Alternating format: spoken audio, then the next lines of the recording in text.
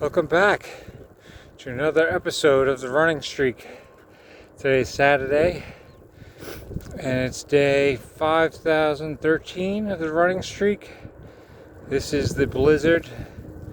I don't know if it's really a blizzard. Looks more like just a snowstorm, regular snowstorm. I don't know how many inches we have so far. Not much. It was supposed to be a foot, but it looks like we'll probably get less than that. So, as you can see, I'm out running in the snowstorm. So I thought I'd talk about running in the snow today as my topic. First tip that I would give to people is to run when it's snowing. I know this sounds counterintuitive, but now it's not pretty hard.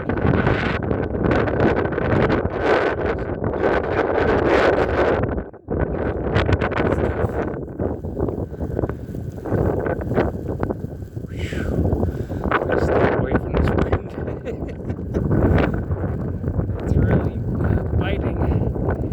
But the good thing about running in the snow is that nobody else is out on the streets. So you have the streets to yourself. There's not going to be any cars. You could probably run down the middle of the street. There'll be at least 2 tire tracks from somebody who went by.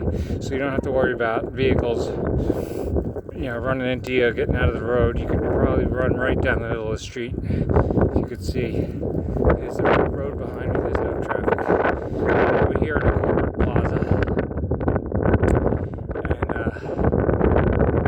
and there's no cars.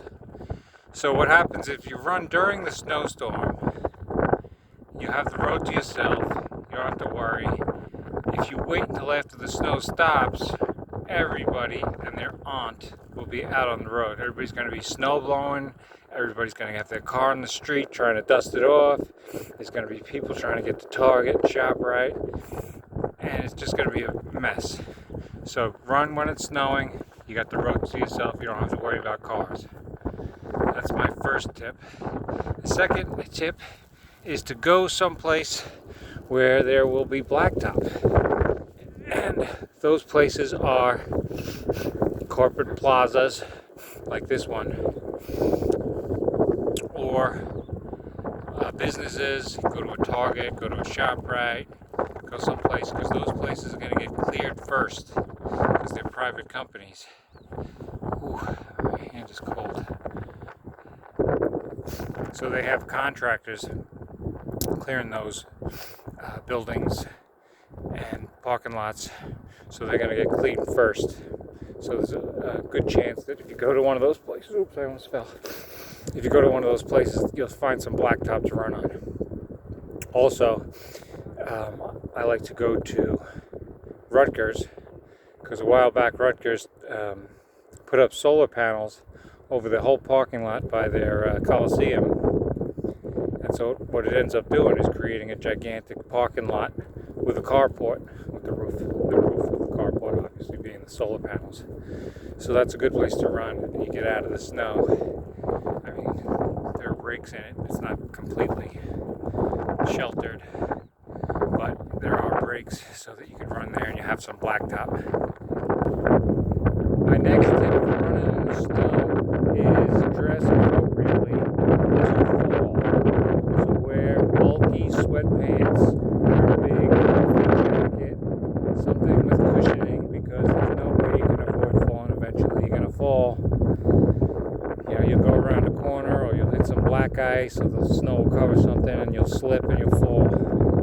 So dress for that. And then when you do fall.